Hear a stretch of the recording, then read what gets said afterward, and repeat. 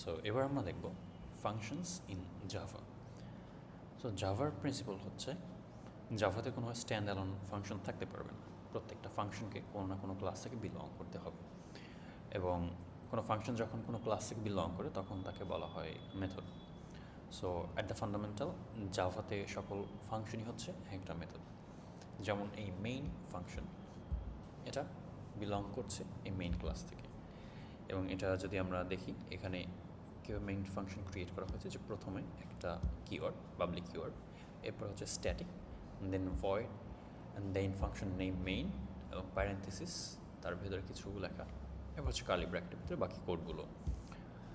So এখানে public keyword এটা হচ্ছে একটা অ্যাক্সেস মডিফায়ার, যেটা মিন করছে যে এই ফাংশনটা, এই মেইন ফাংশন এই ক্লাসের বাইরে থেকে অ্যাক্সেস করা যাবে কি না। এবং স্ট্যাটিক মিন করে এই কিওয়ার্ড দ্বারা যে এই মেইন ফাংশন এই মেইন ক্লাস থেকে বিলং করে কি না এটা। আর হচ্ছে void return type, then main হচ্ছে ফাংশন নেম অ্যান্ড প্যারেন্থেসিস, আর এর ভেতরে যেই জিনিসগুলো আছে এগুলো হচ্ছে আর্গুমেন্ট বা প্যারামিটার। এরপরে হচ্ছে কার্লি ব্র্যাকেট, যার ভেতরে হচ্ছে ফাংশনের ইন্টারনাল কোড থাকবে। তো আমরা একটা ফাংশন বানিয়ে ফেলি আপাতত এখানে এই মেইন ক্লাসের আন্ডারে। সেটা হচ্ছে প্রথমত এই যে দুটো কিওয়ার্ড আছে পাবলিক এবং স্ট্যাটিক, এই দুটো নিয়ে আমি খুব বেশি কিছু এখানে বলছি না, এগুলো হচ্ছে ওপির কনসেপ্টে খুব প্রয়োজন। সো যখন আমরা ওপিতে যাবো তখন এগুলো নিয়ে ইন ডিটেইল ডিসকাশন হবে। আপাতত আমরা এই দুটোকে জাস্ট ব্রিফলি যতটুকু জেনেছি অতটুকুই আনা।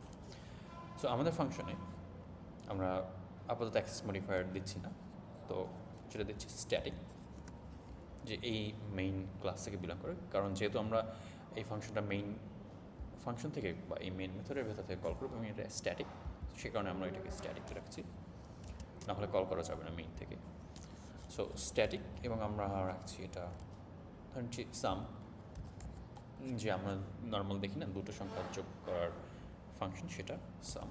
এবং এটা হচ্ছে আপাতত আমরা কোনো প্যারামিটার রাখছি না, আপাতত হচ্ছে এখান থেকে রিটার্ন করে দিচ্ছি ইন্টিজার এ, আমরা রাখছি 1, ইন্টিজার বি আমরা রাখছি 2, ওকে। এবং এটা হচ্ছে ফাংশনে রিটার্ন করে দিচ্ছি। আচ্ছা, ফাংশনে আমরা রিটার্ন টাইপ রাখিনি, যেটা এরকম ভয়েড হতে পারে বা ইন্টিজার হতে পারে, এরকম রিটার্ন টাইপ হতে পারে। সো আমাদের ফাংশন হচ্ছে একটা ইন্টিজার, যেটা রিটার্ন করবে একটা ভ্যালু, রিটার্ন করবে এ প্লাস বি।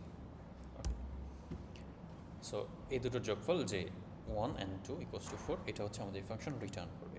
এবং ফাংশন কল করে রাখলে এটা অ্যাকচুয়ালি ফাংশন ক্রিয়েট করে রাখলে এটা কাজ করবে না। যেমন আমরা যদি সিস্টেম আউট এখানে প্রিন্ট করে রাখি,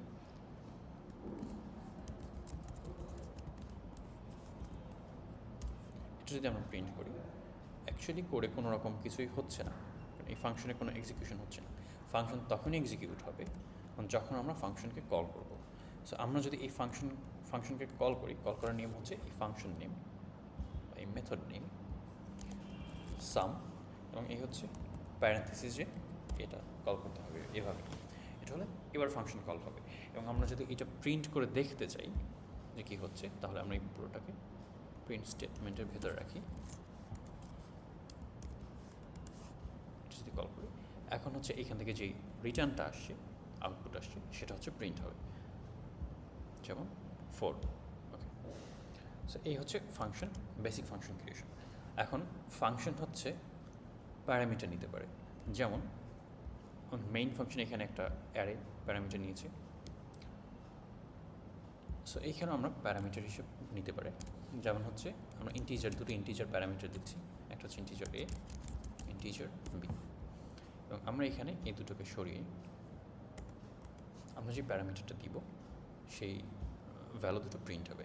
যেমন এবং প্যারামিটার দেওয়ার নিয়ম হচ্ছে যখন আমরা ফাংশন কল করব তার প্যারেন্থেসিসের ভেতর প্যারামিটার ভ্যালু দিতে হবে। যেমন এক্ষেত্রে আমরা দিচ্ছি হচ্ছে 3, 6, এবং 3 + 6 হয়ে আসবে দুটো সংখ্যার যোগ হয়ে, সেটা হচ্ছে 9, সেখানে 9, ওকে। এটা হচ্ছে বেসিক জাভাতে ফাংশন ক্রিয়েশন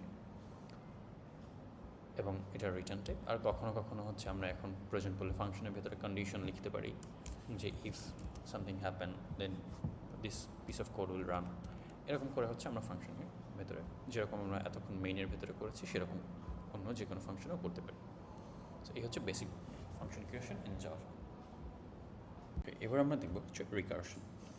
রিকারশন মানে হচ্ছে যখন কোনো ফাংশন নিজেই নিজেকে কল করছে। আমি একটা এক্সাম্পল দেখি, একটা কমন এক্সাম্পল হচ্ছে ফ্যাক্টোরিয়াল ফাংশন। এটার হচ্ছে সেম অ্যাগেন স্ট্যাটিক এবং রিটার্ন টাইপ হচ্ছে ইন্টিজার। ফ্যাক্টোরিয়াল এটা হচ্ছে একটা ইনপুট নেবে ইন্টিজার। যখন এই ফ্যাক্টোরিয়াল নিজেই নিজেকে কল করছে, যেমন ফ্যাক্টোরিয়াল এই ফাংশন নিজেই নিজেকে আপাতত হচ্ছে 3, এ নিজেই নিজেকে কল করছে, তখন এটাকে বলা হচ্ছে রিকারশন। সো একটা রিকারশনের দুটো হচ্ছে কম্পোনেন্ট থাকে। একটা হচ্ছে এর বেস কেস, অর্থাৎ শুরুতেই ডিফাইন করে দিতে হয় যে কোন কন্ডিশন মিট করলে এই ফাংশন নিজেই নিজেকে কল করা বন্ধ করে দেবে, নাহলে একটা ইনফাইনাইট লুপ ক্রিয়েট হবে। তো সেই বেস কেস একেবারে ফাংশনের শুরুতেই ডিফাইন করে দিতে হয়। আমাদের ফ্যাক্টোরিয়ালের ক্ষেত্রে আমরা এটা দিতে পারি যে ফ্যাক্টোরিয়াল যখন 0 হয়ে যাবে এই ভ্যালু, তখন হচ্ছে আমরা তার ভ্যালু 1 করে রিটার্ন করে দেব। যেমন ইফ n ইকুয়ালস টু 0, তখন হচ্ছে আমরা বলছি যে রিটার্ন 1 অন রিটার্ন করে দিচ্ছে। আর যদি এটা হচ্ছে 0 থেকে বড় হয়, তখন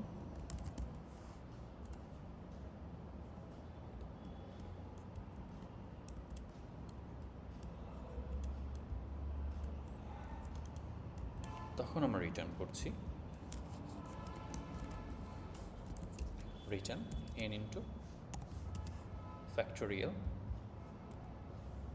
n মাইনাস 1। সো এই হচ্ছে ফ্যাক্টোরিয়াল রিকারশন ফাংশন। এবার যদি আমরা এটা প্রিন্ট করি,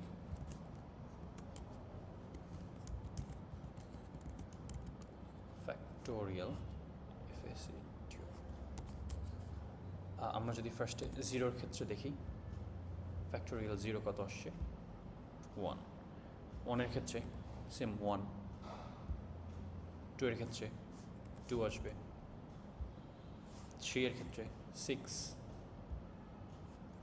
4-এর ক্ষেত্রে 24, 4-এর ক্ষেত্রে 24, factorial 5 equals to 120 and 6, 7, 8, 6, 7, 20। So এটা হচ্ছে রিকারশন।